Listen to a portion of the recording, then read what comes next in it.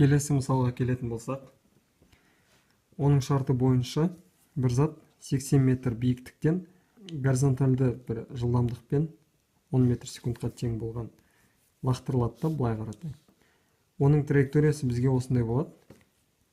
Және ол жерге түскендегі жылдамдығын табу керек. Және мына бір қашықтығын табу керек. Және барлық өткен уақытын табу керек. Оны қалай табамыз? Мысал қараңыздар, бізде V0x 10 метр секунд, ол горизонтально лақтырылған үшін, оның V0y неге тең болады? 0-ге тең болады. Енді қараңыздар, біз алдымен уақытын табайық. Біз y бағытындағы қозғалыстың үшінші формуласын қолданамыз. Ол деген бізге неге тең болады?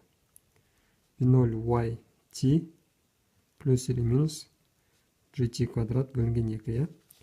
Енді қараңыздар, мына h неге тең? Мына биіктік қой. 80 метр. V0y бізде 0 қосылған, себебі ол төмен қалып бара жатыр. Гравитация бізде 10, уақыт белгісіз бөлінген 2. Осы жерден 5 болса 16 тең болады t квадратқа. Осы жерден t бізде неге тең? 4 секундқа.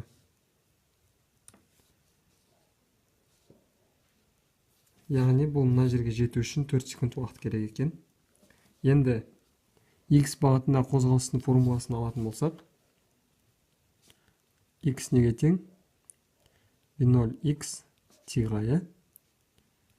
Біз V0x-ті білеміз. Неге тең? 10. Және мынау жүрген уақыты 4. Қараңыздар, ол мына жерге үшін 4 секунд жүреді ғой.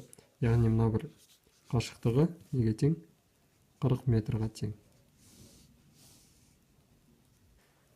Келесі біздің табатын затымыз ол соңғы жылдамдығы.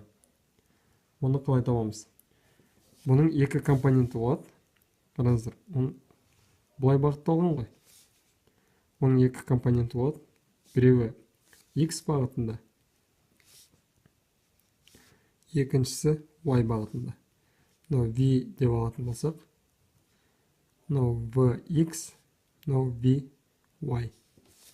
Қараңыздар, vx бізге белгілі. Біз айттық, ол әрдайым қандай? Бірдей, ешқашан өзгермейді. Бұл 10 метр секунд. Енді vy-ды табу керек. vy-ды қалай табамыз? Біз y бағытында қозғалыстың бірінші формуласын алсақ болады. Ол қандай болады? Vy тең V0y плюс или минус gt. Дұрыс па? Енді қараңыз, Vy бізге белгісіз. V0y бізде 0. Азайтылған. G бізде кешіріңіздер қосылған. Себебі ол төмен қалып жатыр ғой. Гравитациямыз 10. Уақытымыз қанша? 4 секунд. Сонда Vy неге тең? 40-қа. 40 метр секундқа. Енді бұнымен біткен жоқ. Бізге мына v-ді табу керек. Біз Vy-ді білеміз, Vx-ді білеміз. Мен сіздерге бағана айтқандай, біз Пифагор теоремасын қолданамыз. V квадрат тең Vy квадрат қосылған Vx квадрат.